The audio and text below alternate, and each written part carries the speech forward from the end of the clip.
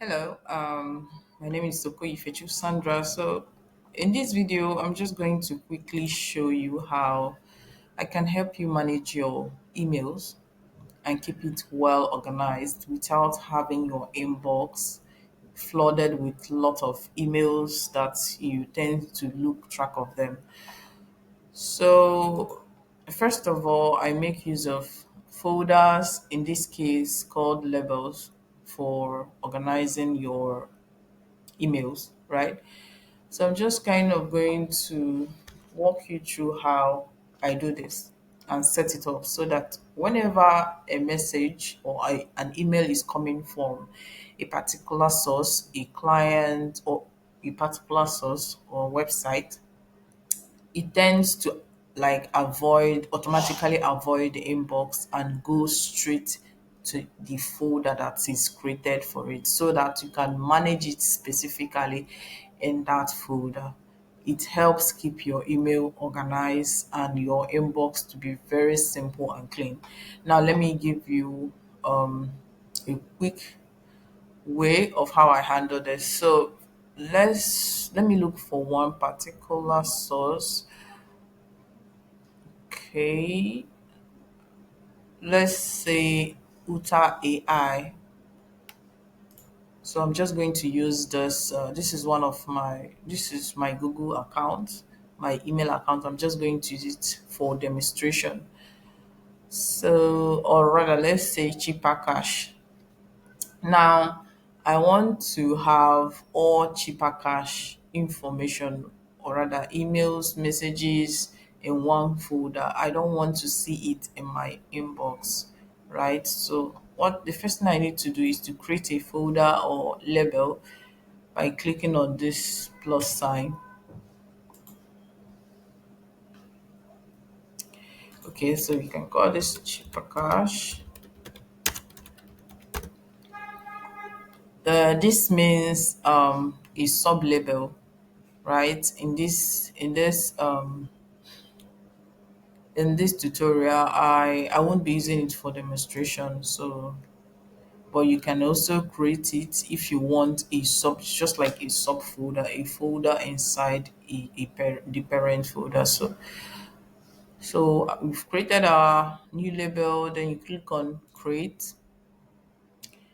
All right, so we already have a label called cheaper cash. So what I'm going to do is just to give it, I like giving it a color just to distinguish it from others, because as you can see here, I also have other labels that I created, right?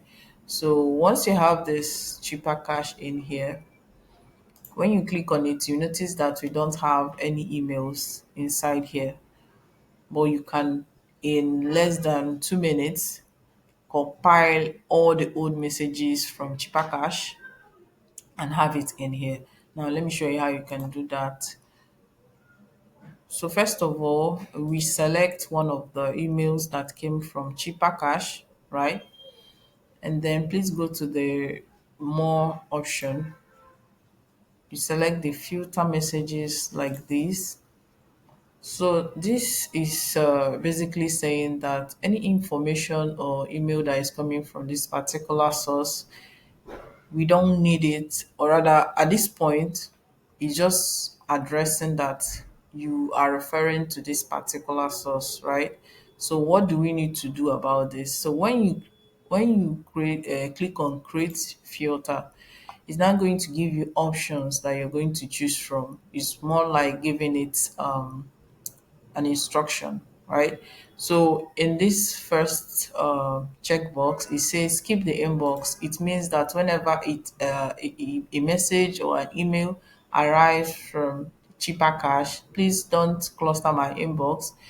And then choosing the label, or rather the folder you need it to go in, you're telling it don't cluster my inbox, go right into this folder called cheaper cash. Okay, now, moving down here, we don't need to check all these ones. They're better left unchecked.